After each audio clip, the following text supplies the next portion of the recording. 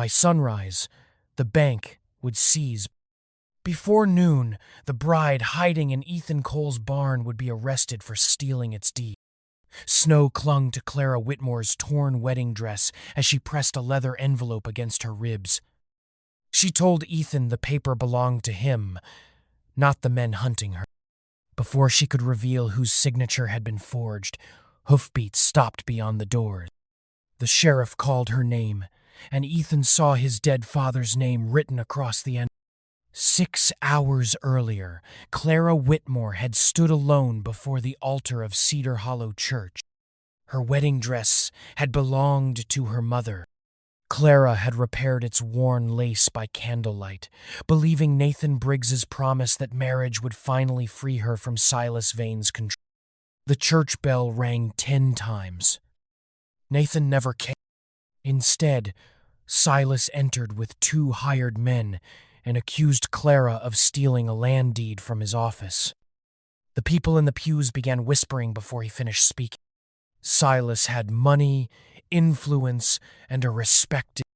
Clara was only the poor daughter of a dead county. She did not beg anyone to believe. She looked at Silas and asked why the stolen document carried the name of Samuel Cole, a man who had been dead for... For one instant, fear crossed Silas's face. Then he ordered his men to search her belongings. Clara finally understood. The wedding had been a trap designed to keep her inside the church, while Silas recovered the leather envelope Nathan had secretly given her. Nathan had arrived after midnight with snow on his coat and terror in his eyes. He told her that Silas had created a false debt against Blackwood Ranch and planned to purchase the land after the bank seized. The papers had once passed through the county office where Clara's father kept official records. Nathan warned her that only Ethan Cole should open the envelope. He promised to explain everything after their wedding. By morning, he had disappeared. When Silas's men moved toward her, Clara stepped back. A broken hook near the side door tore her sleeve and cut her. Blood spread across the white fabric as she escaped into the storm. No one followed immediately, but no one helped her either. After her father died, Silas had employed Clara to copy deeds and tax records. The town called him generous. They never asked why he paid her so little or locked certain ledgers whenever she entered the record. Clara had learned to recognize old ink, copied signatures, altered dates, and debts hidden beneath harmless numbers. For months, she had seen Samuel Cole's name appear on documents where she had written the suspicious dates on a narrow scrap of paper and sewn it into the lining of her dress. At the edge of town, an elderly woman left a wool cloak on a fence post. The stable owner refused Clara a horse, fearing Silas would destroy his business for helping a suspect. So Clara walked 7 miles toward Blackwood.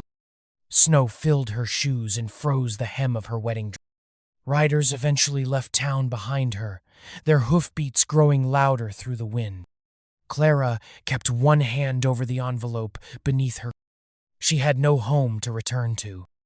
Silas controlled the room she rented. Nathan had abandoned her. By morning, Cedar Hollow would repeat the story that she had betrayed the only man willing to embrace. Still, she refused to discard the papers. If they proved Nathan's claim, they belonged to Ethan Cole. If they proved nothing, Clara would face the sheriff after delivering. She had already lost her wedding, her work, and most of her reputation. She would not surrender the truth simply because powerful men expected her. Near midnight, her legs began to fail. Then she saw the dark outline of Blackwood Ranch and a single lantern burning beside its barn. Behind her, the riders came closer. A man shouted through the snow, calling the name she had tried to leave. Clara Whitmore. Ethan Cole found Clara collapsed behind a stack of hay before the riders reached the barn. Her wedding dress was soaked through, and blood had dried along one torn sleeve. Even unconscious, she held the leather envelope against her chest. Ethan heard horses stop beyond. He carried Clara into the tack room, covered her with an old wool blanket, and slipped the envelope beneath his coat before stepping outside.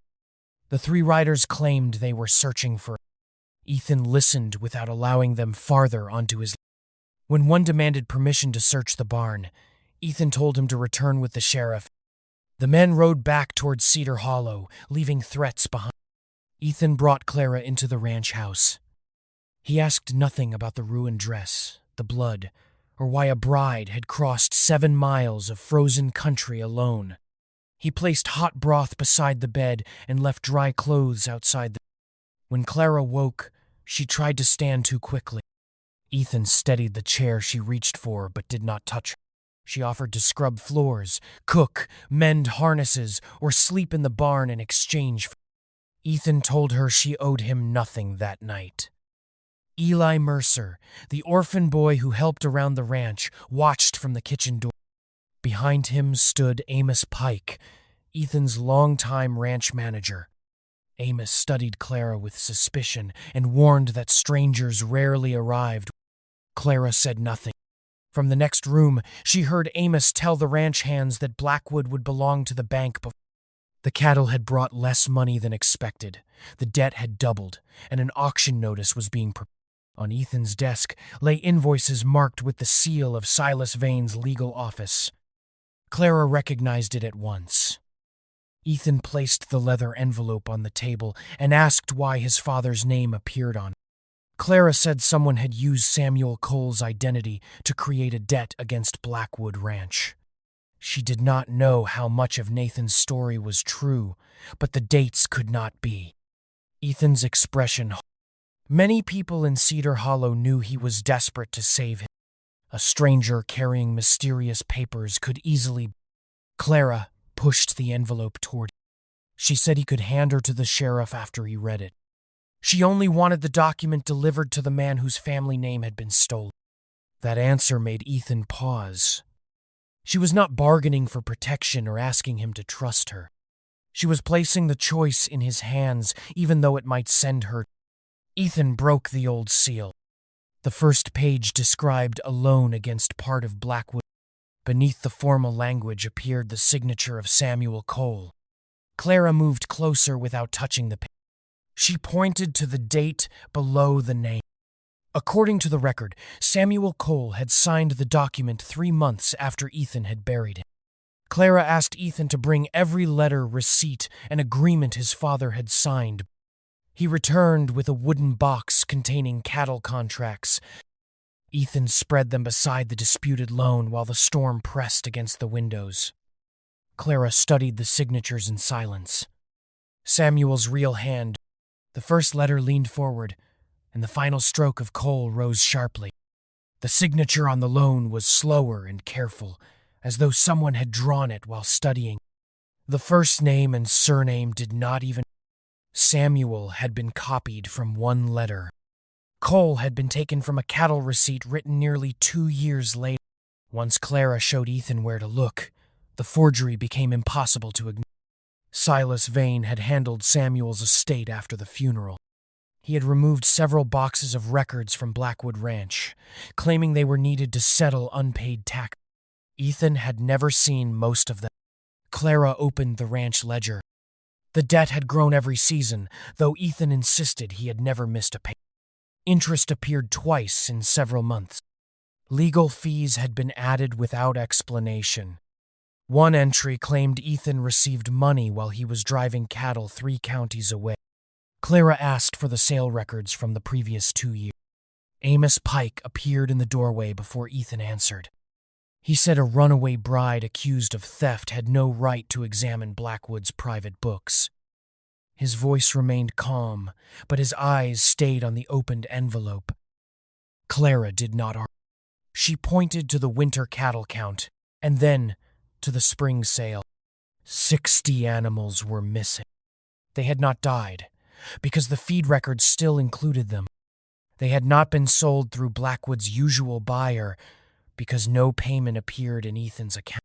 Yet someone had signed transport receipts and charged the ranch for moving them. Amos called it a bookkeeping mistake. Clara asked whether mistakes usually carried the same handwriting 6 times. The room fell silent. Eli had been listening from the hallway. He remembered wagons leaving the northern pasture one night while Ethan was away. Amos had claimed the cattle were sick and warned him never to mention. Amos dismissed the boy's memory. Ethan did not follow him. Instead, he handed Clara the remaining ledgers. They worked through the morning, arranging every paper by date. Clara found the same dark ink on the false loan, the unexplained legal charges, and 3 invoices from Silas's office. Whoever created the debt had expected no one to compare the records. Ethan asked where she had learned to notice what others missed. Clara said her father believed paper could lie only when honest people stopped reading carefully. For the first time, Ethan looked at her without suspicion. While he searched a cabinet for another receipt, Clara unfolded the final page from the leather envelope. Nathan Briggs's name appeared at the bottom as a witness. She concealed it beneath the other papers. Nathan had placed the deed in her hands, but he had also helped create. Until she knew which man he truly served, she could not tell Ethan everything. A floorboard creaked outside. Eli hurried into the room holding a note Amos had dropped near the back door. It carried no greeting and no signature. Only 6 words were written across it. The bride has the original deed. If you believe Clara is hiding the truth for a reason, share your thoughts in the comments. Sometimes silence protects a lie, but sometimes it protects the only person brave enough to expose it. Ethan gave Clara one day to examine the ranch accounts before deciding what to do about Amos. She began before sunrise. Using the kitchen table, she separated the ledgers into cattle, feed, wages, transport, and bank payments. She did not accuse anyone. She simply followed each number until it reached another. By mid-morning, she found that Amos had reported unusually heavy winter losses for 3 years. Yet the feed records showed enough grain had been purchased for animals that were supposedly dead. The transport books listed wagons, leaving Blackwood at night, but no buyer had paid Ethan for the cattle. Clara asked Ethan to count the herd by age and brand instead of relying on Amos's totals. Some of the ranch hands laughed when they saw a woman in a borrowed dress standing beside the cattle pens with a pencil and Clara ignored them. She watched the animals pass through the gate one group at a time. Near noon, she stopped the count. Several cattle carried fresh brands burned over older marks. The work had been done carefully, but not carefully enough. Beneath the newer scar, the original Blackwood symbol remained visible. The missing cattle had not vanished. They had been sold in secret, passed through another owner, and returned to Blackwood under false records. Each false sale increased the ranch's supposed losses while money disappeared into accounts Ethan had never seen. The men stopped laughing. Clara compared the altered brands with the transport receipts. The dates matched nights when Ethan had been away from the ranch. Every route had been approved in Amos's handwriting. Ethan wanted to confront him immediately. Clara asked him to wait. A frightened thief might confess. A cornered man with powerful allies would burn every paper before sunset. She needed results that could not be dismissed as one woman's suspicion. She walked through the feed barn and discovered water dripping through a split board. Half the winter grain would spoil if the next storm arrived. Clara organized the ranch hands into 2 lines. One carried the dry sacks into the stone storehouse. The other separated the damp grain before mold could spread. By evening, the entire supply had been saved. On the way back to the house, Clara noticed the northern fence leaning beneath the weight of snow. The posts had been loosened from the ground, not merely damaged by weather. If the fence failed, Blackwood's cattle would cross onto land claimed by Silas Vane. Ethan sent the men to repair it at once. A frightened steer broke from the herd while they worked. It charged toward Eli, who stood frozen beside the... Clara reached him first. She pulled the boy behind a heavy post and held him there while Ethan turned the. Her shoulder struck the fence, but she did not release Eli until the danger had passed. Later, while checking the damaged post, Clara found a stone marker buried beneath the snow. A weathered letter C had been carved into its face. Ethan said. The current map placed the ranch boundary 50 yards farther south. Clara studied the ground. The marker was old, deep, and aligned with 2 others along the ridge. Someone had moved the boundary on paper without moving the original stone. Beyond the marker, the snow had begun to melt in a narrow groove. Cattle gathered there even in winter. Clara knelt and pressed her hand to the earth. The soil was warmer and damp beneath the frozen surface. She told Ethan an underground spring might run beneath the northern pasture. That was why Silas wanted Blackwood Ranch. Not for its failing, for its water. Clara calculated that if Ethan canceled the rushed cattle sale Amos had arranged, protected the northern pasture, and held the herd until spring, Blackwood could survive another 6 months.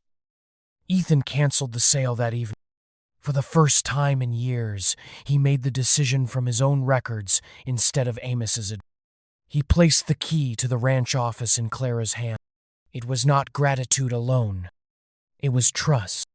After everyone had gone to bed, Clara opened the oldest transport. One signature appeared beneath every false shipment involving the missing Nathan Briggs. The man who had placed the deed in her hands had also helped steal Ethan's herd. The next morning, Clara found a cup of coffee waiting beside the ranch ledgers. Ethan had already gone to inspect the northern pasture. He had left no note, but the coffee was still hot, sweetened with the last spoonful of sugar in the kitchen jar. Clara stood there longer than necessary. No one had prepared anything for her in years without expecting obedience, gratitude, or She carried the cup to the office and began checking the oldest records. By noon, she had found 3 more payments sent through companies connected to Silas Vane. Ethan returned covered in snow, listened to her findings, and did not question whether she belonged behind. That evening, Clara noticed a long tear beneath the shoulder of his coat. She offered to mend it. Ethan said the coat had survived worse, but he left it on the back of her chair before going to the barn. Clara used white thread pulled from the inner seam of her wedding. Against the worn brown wool, the stitches were easy to see. She did not try to. The following day, the ranch hands came inside after repairing the northern fence. Clara served stew, bread, and the last preserved apples from the cellar. At first, the men ate in silence. They were still uncertain what to make of the runaway bride who had changed Ethan's plans and uncovered losses no one else had noticed. Then one of them asked her how she had known the feed barn roof would fail. Clara answered simply. The laughter that followed was not cruel. For the first time, Blackwood's kitchen sounded like a home rather than a room where tired men swallowed food before returning to. Outside, Ethan taught Eli to sit properly on a gentle gray mare. The boy's boots barely reached the stirrups. When the horse took 3 careful steps, Eli looked toward Clara as if he had crossed the whole frontier. She laughed. It was a small sound, almost lost in the wind. But Ethan turned. He had never heard her laugh. Later, while repairing a stretch of wire, Ethan cut his palm. Clara found him wrapping the wound with a dirty cloth. She made him sit near the stove, washed the blood away, and tied a clean bandage around his hand. Ethan did not ask about the scar beneath her torn sleeve. Clara told him anyway. Nathan had tried to take the envelope from her outside. When she resisted, a metal hook caught her arm. She still did not know whether he had meant to frighten her or protect the papers from Silas. She admitted that she had agreed to marry Nathan because she believed marriage might be the only way to escape Silas's control. Ethan looked at the white bandage around his hand. A marriage should not be the price of safety, he said. That night, a gust of wind slammed the barn door.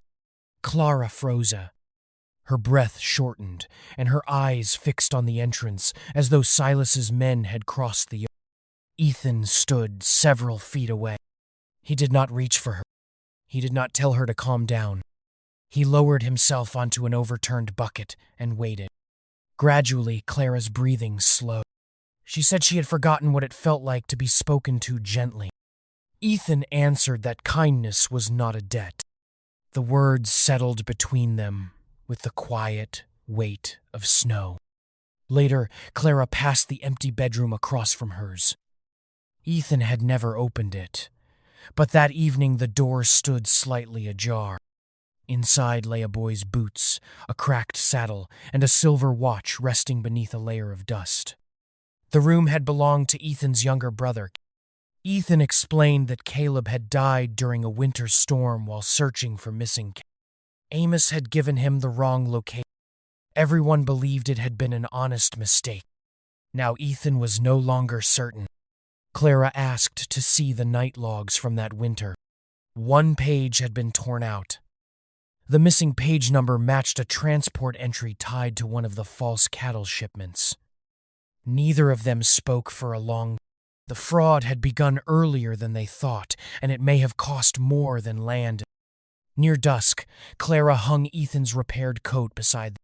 White stitches from her wedding dress crossed his shoulder like a narrow line of snow. Eli rushed into the house before she could step away. 3 wagons and 6 riders were coming up the road. At their head rode Silas Vane. Silas Vane stopped at the gate with 6 riders behind him and the sheriff seated in the first wagon. Nathan Briggs rode beside them. He would not look at Clara. Ethan stepped into the yard wearing the coat she had. The white stitches crossed his shoulder clearly against the brown. He did not reach for his gun. Silas held up 2 folded documents. The first was a warrant accusing Clara Whitmore of stealing an original land deed. The second authorized the bank to seize Blackwood Ranch and sell it at auction. Silas announced the charges loudly enough for every ranch hand. He called Clara a thief who had found a desperate rancher and filled his head with lies. Amos Pike moved to Silas's side.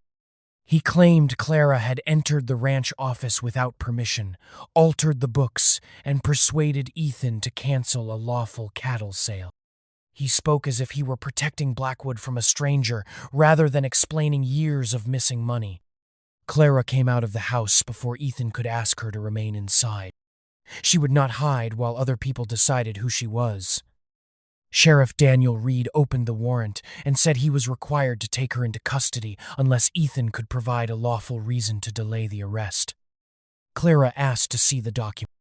Silas objected, but the sheriff handed it to her. Her name appeared as Clara Briggs. The ceremony had never taken place.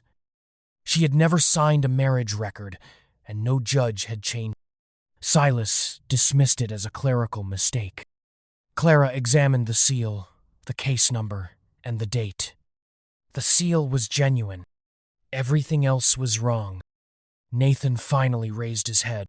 Silas asked him whether Clara had willingly removed the deed. Nathan answered that she had. His voice sounded practiced and empty. Clara noticed dark bruises circling one wrist beneath his cuff. She understood that Nathan was either being forced to lie or had waited too long to become brave. Neither possibility made his words less painful. Silas ordered the sheriff to complete the arrest. Then he looked toward Eli. He said the boy could not remain at a ranch under seizure. By the next evening, Eli would be placed in county care unless someone in town agreed to take responsibility. Eli moved closer to Clara. Ethan's face changed, but his voice remained calm. He asked Sheriff Reed to compare the warrant's filing date with the date of Silas's official. While the sheriff examined the pages, Amos slipped away from the group and moved toward the back door of the ranch house. Eli saw him. The boy caught Clara's sleeve and pointed. Amos was not trying to escape. He was going for the original deed. Ethan ordered one of the ranch hands to lock the office door. Amos stopped on the porch and claimed he had only been searching. No one believed him. Silas's composure began to crack. He demanded that Ethan stop interfering with lawful officers and surrender both Clara and the papers. Clara stepped toward the gate. If she allowed herself to be arrested, Silas might leave Ethan and Eli alone. She could protect them by becoming the only target. Ethan blocked her path without touching her. He said that protection without truth was only another kind of surrender. Sheriff Reed looked up from the warrant. The complaint stated that Clara had stolen the deed on Tuesday morning. The warrant had been signed on Sunday, 2 days before the alleged theft. Silas called it another harmless error. Ethan said harmless errors did not usually arrive with armed riders, a land seizure, and threats against a child. The sheriff refused to make the arrest until the records could be checked at the courthouse. He warned Clara not to leave the county and gave Ethan until the next morning to produce the original document. Silas returned the warrant to his coat. The auction, he said, would still begin at noon. Whether Clara was free or jailed, Blackwood Ranch would belong to him before sunset. Before leaving, Nathan passed. He did not speak. A small iron key fell from his hand into the snow beside her boot. The number 17 was carved into its head. If you had been Ethan, would you have surrendered Clara to protect the ranch, or risked everything to stand beside her? Share your choice in the comments. As the riders disappeared down the road, Clara closed her fingers around. Nathan had lied against her in front of the sheriff, but he had also given her access to something Silas desperately wanted hidden. Ethan waited until Silas and the riders disappeared beyond the... Then he turned to Sheriff. He said he would cooperate with any lawful investigation, but Blackwood Ranch would not surrender Clara, its records, or its land to papers that contradicted themselves. Clara showed Reed the false case number. It belonged to an old horse theft in another county. Someone had copied an official seal onto an unrelated file and expected no one to examine it. Reed agreed to delay Clara's arrest until he warned them that the auction order remained active unless they proved the debt fraudulent before noon. Silas had not won, but he was close. Amos moved toward the stable while everyone was distracted. Eli saw him untie Ethan's fastest horse with a leather ledger beneath his coat. The boy opened the nearest stall, sending 3 frightened mares across. Amos's horse reared. He fell beside the fence, and the ledger slid through the snow. Ethan reached him before he could rise.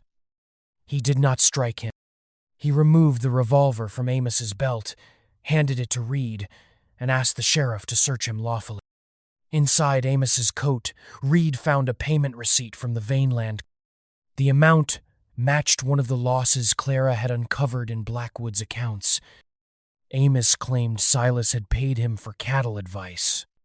He refused to explain the missing herd, the altered brands, or why he had tried to flee with the oldest transport. Sheriff Reed took him into custody. Before leaving, he warned Ethan that evidence against Amos would not stop the... They still needed proof that the debt itself had been forged. Clara opened her hand. Nathan's iron key rested against her palm. Number 17. She remembered the number from her father's old index books. The courthouse stored land surveys, water claims, and deed attachments in separate cabinets. Cabinet 17 held records too large to bind into ordinary ledgers. It was where missing maps and forgotten pages disappeared. Ethan said Clara had already done enough. He offered her a horse, money, and a safe route north before Silas returned with a corrected. Ethan would face the auction alone. Clara placed the key between them. She said running had kept her alive, but it had never made her free. If she left, Silas would destroy the deed, take Blackwood Ranch, and use her disappearance as proof of guilt. Ethan told her he would not ask her to risk prison for his land. Clara answered that the choice belonged to her. No one had ever offered. Ethan returned the key to her. They rode toward Cedar Hollow before dawn, following the tree line to avoid Silas's men. Eli remained at Blackwood with trusted ranch hands and orders to find Sheriff Reed if Ethan and Clara did not return by sunrise. The courthouse stood dark at the end of the street. Nathan's key opened a side entrance and a narrow records room behind the clerk's office. Cabinet 17 waited against the far wall. Clara inserted the key. The lock turned easily. The cabinet was already open. A lamp burned inside the room. Files covered the floor. Drawers had been emptied, and maps lay crushed beneath muddy footprints. Nathan Briggs was sprawled beside the... Ethan knelt and found a pulse. Nathan was alive, but barely. Clara stared at whatever Silas had come to destroy might already be gone. Then Nathan moved. His fingers closed weakly around Clara's sleeve. The real map was not inside the cabinet, he whispered. It was behind it. Ethan pulled the cabinet away from the wall. Behind it, a narrow wooden panel had been fitted between two stone supports. Clara found a small brass latch beneath the dust. When she lifted it, the panel opened onto a hidden compartment containing a rolled map, a sealed ledger, and a bundle of papers tied with faded... Nathan watched from the floor while Ethan helped him sit against the wall. His voice was weak, but the confession came clearly. Silas had ordered him to befriend Clara because her father once controlled the county's oldest land records. Silas believed the missing Blackwood deed had been hidden before the old clerk. Nathan's task was to gain Clara's trust, marry her if necessary, and search everything she... At first, Nathan had obeyed. He copied signatures, carried sealed payments to Amos, and witnessed documents he knew were false. He told himself he was only a clerk and that refusing Silas would leave him ruined or... Then he learned what Silas intended. The false debt was not merely a way to take a struggling cattle. Silas wanted the northern pasture because an underground spring... In a dry season, whoever controlled that water could control every smaller ranch in the valley. Nathan had seen Silas move the boundary on the official. He had also watched Amos alter the cattle records until Ethan appeared too careless and indebted to defend his land. The night before the wedding, Nathan found the leather envelope in Silas's private safe. He recognized the seal of Clara's father and understood that the original deed had never been destroyed. He took it to Clara. Before he reached the church the next morning, Silas's men caught him. They beat him, forced him to accuse Clara, and warned that she would suffer if he tried to tell the truth. Clara listened without offering. Nathan had been afraid, but fear had not made his choices harmless. He had helped Silas steal cattle, forge records, and build the lie that nearly destroyed Blackwood. She asked where the original survey had. Nathan pointed toward the rolled map. Clara placed it on a table and carefully loosened the ribbon. The paper opened across the wood, revealing boundary lines drawn in dark. 3 stone markers formed the northern edge of Blackwood Ranch, exactly where Clara had found them beneath the snow. The current county map had moved that line 50 yards south. The original had not. Ethan unrolled the deed beside it.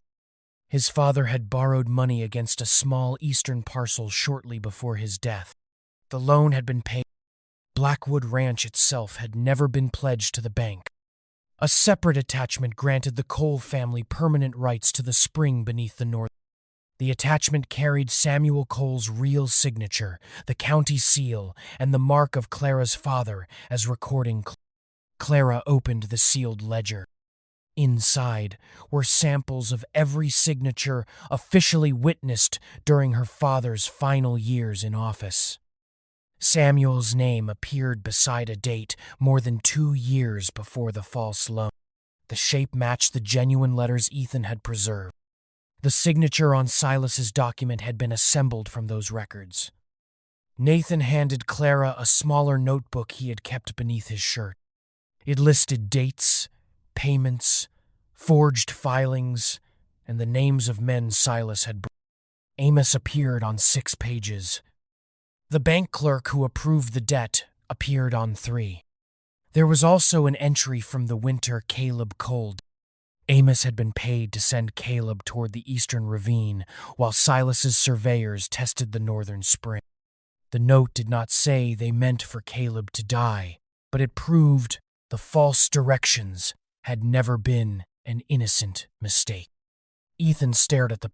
For years, he had carried the belief that his brother's death came from bad weather and his own failure to search quickly. Now he knew another man's greed had placed Caleb in the storm. His hands tightened around the ledger. Clara stood beside him without touching him. She did not tell him to forgive, forget, or remain calm. She only reminded him that Silas expected anger to destroy the evidence before the truth reached the town. Ethan slowly released the... Nathan agreed to testify. He knew the sheriff might still arrest him for forgery and conspiracy. Clara told him cooperation would not erase what he had done, but silence would make every choice worse. Footsteps sounded in the corridor. Sheriff Reed entered with Eli close behind. The boy had become worried when Ethan and Clara failed to return and had ridden to town with a ranch hand. Reed examined the hidden compartment and immediately ordered that every document be sealed as public. He compared the original deed, the survey, Nathan's notebook, and the false warrant. For the first time, Silas Vane's power existed on paper in a form he could not. The sheriff warned them that the auction had... Clara gathered the genuine deed and the attached water rights document. Ethan told her he would present them. Silas had already tried to destroy her name, and Ethan would not force her to stand before the same people who had condemned her at the church. Clara refused. She had carried the deed through the storm. She had read the false numbers, found the missing cattle, and followed every hidden mark to that room. The truth belonged to Ethan, but the voice presenting it would be hers. They reached the town hall as the auctioneer raised his hammer. Silas stood beside the bank representative, smiling before a room filled with townspeople. No one had offered a serious bid for Blackwood. Silas announced his own price. The auctioneer began the final count. Once, twice. Clara stepped through the doors before the hammer could fall. The auctioneer lowered his hammer without striking the table. Every face in the town hall turned toward Clara. Snow darkened the hem of her torn wedding dress, and the leather envelope rested beneath her. Ethan stood beside her, but he did not speak. Silas Vane demanded that Sheriff Reed arrest the thief who had interrupted a lawful auction. Reed stepped forward and announced that Clara's warrant had been suspended. Its date, case number, and surname did not match the official.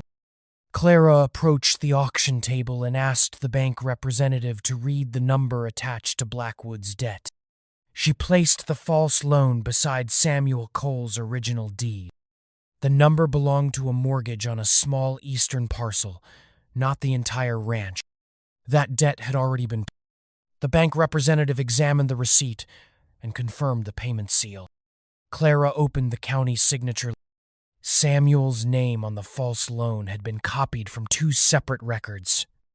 More importantly, the document claimed he had signed it 3 months after his burial. A murmur moved through the room. Clara unrolled the original survey. It showed Blackwood's northern boundary following 3 stone markers along the ridge. A newer map had shifted the line south and transferred the land above the spring to a company controlled by Silas. The attached deed granted the Cole family permanent rights to the underground water. That was why Silas wanted the ranch. During a drought, the spring could supply much of. Whoever controlled it could force smaller ranchers to borrow, sell, or leave. Silas accused Clara of inventing the story to protect. Nathan Briggs entered before she could answer. His face was bruised, and Sheriff Reed walked beside him. Nathan admitted that he had copied signatures, witnessed false filings, and carried payments for Silas. He also confessed that he had first approached Clara to find the missing deed. Silas called him a coward and a liar. Nathan agreed that he had been a coward. Then he handed Reed his private notebook. The entries recorded payments to Amos Pike, dates of forged filings, false cattle shipments, and money given to the clerk who approved Blackwood's debt. Amos was brought into the hall under guard. He denied everything until Reed placed the transport ledger, the payment receipt, and Nathan's notebook before him. Amos admitted changing the cattle counts, arranging secret shipments, and helping Silas move the boundary. Then he confessed that he had deliberately sent Caleb Cole toward the eastern ravine while Silas's men surveyed the northern spring. He claimed he had never intended Caleb to die, but his false directions had placed Ethan's brother in the storm. Ethan remained still. The room seemed to wait for violence. Instead, he asked Sheriff Reed to make certain Caleb's death became part of the case. The bank representative withdrew the seizure. The auctioneer canceled the sale. Silas tried to leave through a side aisle, but Reed stopped him and placed him under arrest for fraud, forgery, bribery, destruction of records, and obstruction of justice. No one defended. The people who had watched Clara stand alone at the church now watched Silas led away in irons. Some lowered their eyes. The minister apologized for believing power before listening to. Clara did not shame him. She said the truth had never needed. It had only needed someone willing to examine it before passing judgment. Ethan faced the room and told them Blackwood Ranch still stood because Clara had seen what experienced men ignored. She had uncovered the false debt, found the missing cattle, protected the winter feed, discovered the true boundary, and carried the deed through a snowstorm while the town called her. She had saved more than his life. She had saved its name. Clara placed the deed in Ethan's hands. Her task was finished. For the first time, no one blocked her path or demanded that she defend herself. Yet freedom felt dangerously close to loneliness. If this moment of justice moved you, share the story with someone who has ever been judged. Save the video and subscribe for more stories where courage and truth finally receive their day. Before dawn, Ethan passed Clara's room. The bed was empty. Her borrowed clothes were folded beside the pillow, and the office key rested on the table. Her wedding dress was gone. Ethan found Clara beyond the ranch gate just after sunrise. She carried a small case beneath the wool cloak an old woman had left for her in Cedar Hollow. Snow softened beneath her boots as pale light touched the northern. Ethan stopped several steps behind her. He did not order her to return. Clara said Blackwood Ranch was safe. The deed had been restored. Silas was in custody, and the town knew the truth. She had no reason to remain and did not want Ethan's gratitude to become another obligation. Ethan told her gratitude was not why. He had opened his door because she was freezing. He had let her stay because she needed shelter. But somewhere between the false ledgers, the repaired fence, the coffee near the stove, and the white stitches in his coat, she had brought life back into a house that had forgotten. Clara lowered her eyes. She had spent years living by other people's decisions. Her father had chosen her. Silas had controlled her wages and Nathan had used marriage as part of a scheme. Even kindness had often carried a price. Ethan said Blackwood would never become. If she wanted to leave, he would give her a horse, money, and whatever papers she needed. If she stayed, it would not be because she owed him, needed protection, or had nowhere else to go. He placed the office key. He offered her paid work managing the ranch accounts and a share of the income from the northern spring. Her judgment had saved Blackwood, and he wanted it respected whether she loved him. Clara closed her fingers around. It was the first future anyone had offered her without trying to own it. A gray mare approached from the ranch with Eli in the saddle. The boy had followed Ethan despite being told to remain at the house. He asked Clara whether she was coming back for breakfast. The simple question broke something open inside. Clara looked toward the barn, the repaired fence, and the chimney, releasing a thin line of smoke. Ethan still wore the coat she had. The white thread from her wedding dress crossed his shoulder in plain sight. She turned back toward the ranch, not because she had nowhere else to go, because she knew where she wished to be. Spring came slowly to Blackwood.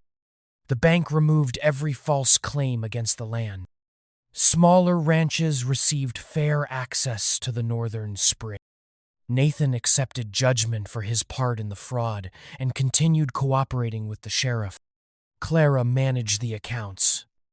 Eli learned to read from old cattle contracts at the kitchen table. The ranch hands began calling the office Clara. She cut the undamaged lace from her wedding dress and made curtains for the room where Eli studied. What had marked the day she was abandoned became part of the home she had chosen. Ethan still left coffee beside her ledgers each morning. Months later, they stood near the northern pasture while the spring moved. Ethan asked whether Blackwood had become home. Clara told him it had become home the night he opened the door without demanding an explanation. She had only needed time to believe she was allowed to stay. He gave her a simple ring made from the gold band that had belonged to his mother. There was no audience and no promise of an easy life, only a quiet question.